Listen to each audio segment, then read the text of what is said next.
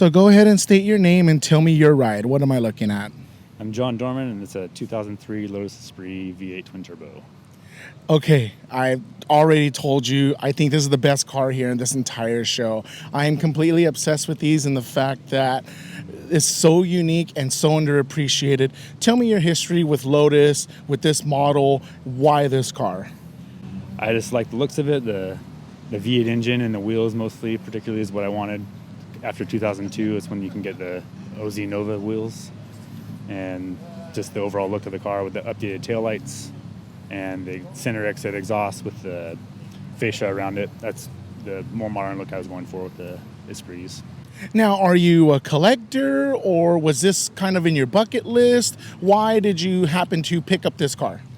I've loved this car since I was in high school 20-some years ago. Dude, same here, man. I wanted it for forever, I guess, and it was your poster car, right? It was a poster car for you.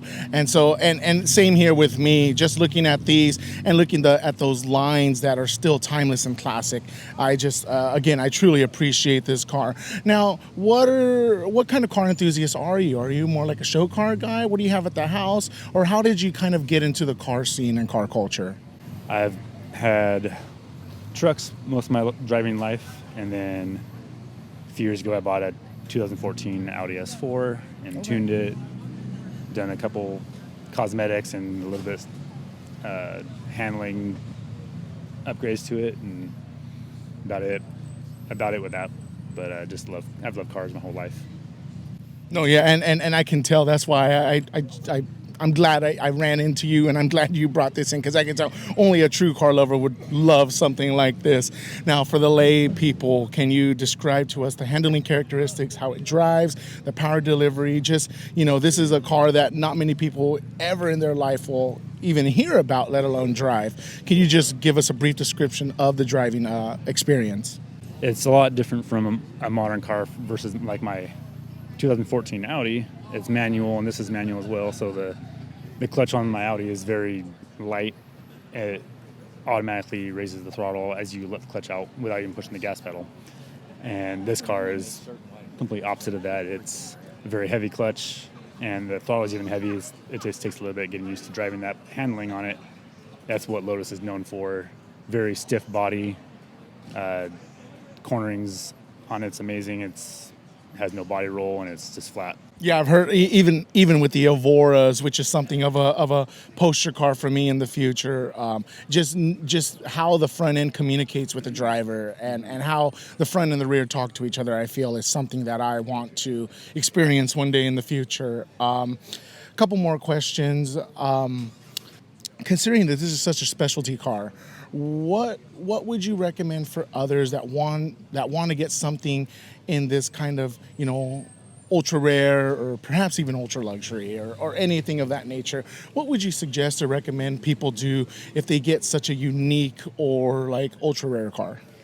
Just prepare to do a lot of research on it. This car being 20 years old and from England, parts are limited, and if just doing some research on some of it, people have had to manufacture their own parts to replace the broken part or get them machined because they're just not available. So you just got to do a lot of research and make sure it's something you really want to have. Is that something that you do worry about, the parts availability? And even they've said those things with the Elises, right? Just waiting 6 months from a part from England just to be made and brought over. Yeah, I still in the back of my head I had that little worry of having to find some rare part that is not available anywhere. But for the most part, it's been good, and had it checked out, and everything looks good so far. No, and you know what? I think that everyone should heed your advice. Look into your car and look at the long-term ownership. If it's something that they just want to use for 6 months to a year and flex and buy and sell, that's one thing. But please keep this as long as possible. This is a whole idea to keep a car for me. I probably won't get rid of this car ever. Good. I'm glad to hear that. Last question. California is going to be transitioning over to electrification in the next 15 to 20 some odd years. What are your thoughts about electrification and the future of the car culture? It's happening. It's going to be there.